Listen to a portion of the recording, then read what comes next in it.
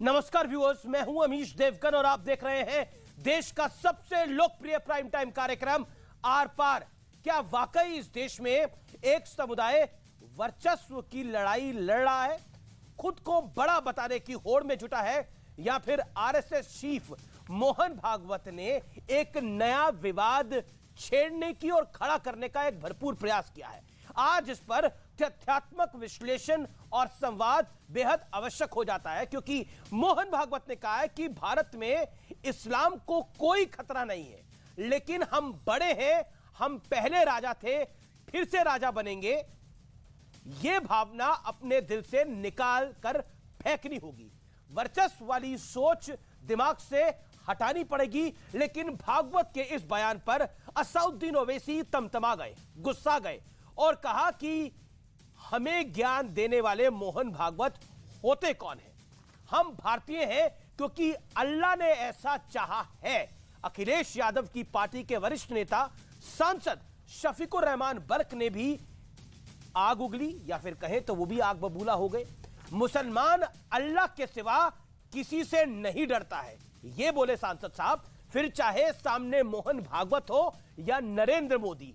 लेकिन आज उन बयानों का जिक्र भी बहुत आवश्यक हो जाता है जिसमें ताव दिखाने की कोशिश हुई थी।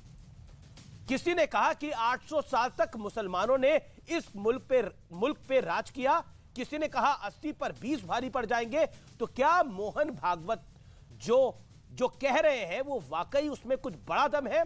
आज इसी मूल सवाल के पर होगी देश की सबसे बड़ी चर्चा, सबसे देखे जाने वाली चर्चा। आखिर कौन चाहता है वर्चस्व? ये एक बहुत बड़ी चर्चा है, ये एक बहुत बड़ी बहस है। मेरा निवेदन है कि आज रिमोट को अलग रखकर इस चर्चा को जरूर सुने। ओजस्वच्छिरो अस्तु मे ओजस्वान् विश्वतः प्रत्यंग। जो आज हमारे भारत में मुसलमान हैं उनको कोई नुकसान नहीं, वो है, वो रहना चाहते हैं, रहे, पूर्वजों के पास वापस आना चाहते हैं, आए, उनके मन पर है। हिंदुओं में ये आग्रह है नहीं, इस्लाम को कोई खतरा नहीं है। हाँ, हम बढ़े, हम एक समय राजा थे, हम फिर से राजा बनना, ये छोड़ना पड़ेगा। ऐसा सोचने वाला कोई हिंदू है उसको भी छोड़ना पड़ेगा, कम्युनिस्ट है उनको भी छोड़ना पड़ेगा।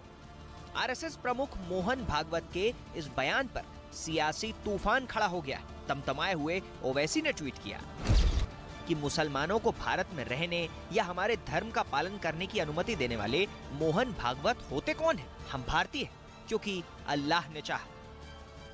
कि भारत के मुसलमान सुप्रीमेसी की बात नहीं करते, भारत के मुसलमान इक्वल सिटीजनशिप की बात करते हैं, इक्वालिटी की बात करते हैं। वो डायरेक्टली इंसाइट कर रहे हैं कि वायलेंस करो मुसलमानों के खिलाफ। मोहन भागवत हो या कोई भी हो, या प्राइम मिनिस्टर हो, कोई भी हो, हम तो अल्लाह से डरते हैं। मुसलमानों के साथ उन्हें बहरहाल एक इंसानियत का सलूक करना चाहिए। देखिए, मुसलमानों ने अपने इस अजीम शान मुल्क में कभी भी अपने वर्चस्व की लड़ाई नहीं लड़ी है। हमने अंग्रेजों के खिलाफ लड़ाई में लाखों की तादाद में कुर्बानियां दी। पूज्य मोहन भागवत जी ने सत्य कहा है, जो भावनाएं लेकर कुछ कट्टरवादी लोग चल रहे हैं तो उसमें देश के अंदर अनेक समस्याएं खड़ी हो रही हैं। उनका विचार है और जो कुछ उन्होंने अच्छी बात कही है उसके लिए उनका धन्यवाद है। हावी होने की जंग नहीं बल्कि सहभागी होने का जज्बा किसी भी समाज को भला भी कर सकता है। मोहन भागवत के बयान पर तमतमाने वालों को आज कुछ पुराने बयानों वाला आईना दिखाना जरूरी है। अरे 800 वर्ष तक मैंने इस मुल्क पे हुक्मरानी और जाबाजी की है। हिंदुस्तान का वजीर आजम जिस लाल किले पर झंडा फहराता है वो भी मेरे आबा व अजदाद ने दिया है। 15 मिनट के लिए पुलिस को हटा लो, बता लेंगे किसमें हिम्मत है, कौन ताकत है। 15 करोड़ है मगर 100 के ऊपर भारी है, याद रख लेना ये बात।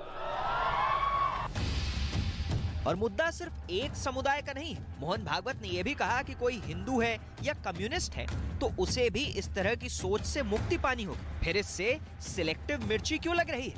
आखिर किसके मन में चोर है? आज इसी पर होगी देश की सबसे बड़ी बहस। कौन चाहता है वर्चस्व? और अब वक्त है आर पार के सुप्रसिद्ध विश्लेषण का। वर्चस्व वाली मानसिकता का तथ्यात्मक विश्लेषण देखिए। मैं नहीं कह रहा, यह अकबरुद्दीन ओवैसी का 2012 का बयान है, हम 25 करोड़ है और तुम 100 करोड़ हो। 15 मिनट के लिए पुलिस हटा दो, देख लेंगे किसमें कितना दम है। पॉइंट नंबर 2, अकबरुद्दीन ओवैसी जनवरी 2020, 8 साल बाद 800 साल तक मुसलमानों ने इस मुल्क पर शासन किया। ये कह रहे हैं मेरे अब्बा दादा ने चार मीनार, कुतुब मीनार, जामा मस्जिद दिया। जिस लाल किले पर देश का प्रधानमंत्री झंडा फहराता है वो भी हमारे पूर्वजों ने दिया है। यानी औरंगजेब कई मुगल आक्रांताओं को अपना पूर्वज बता रहे हैं।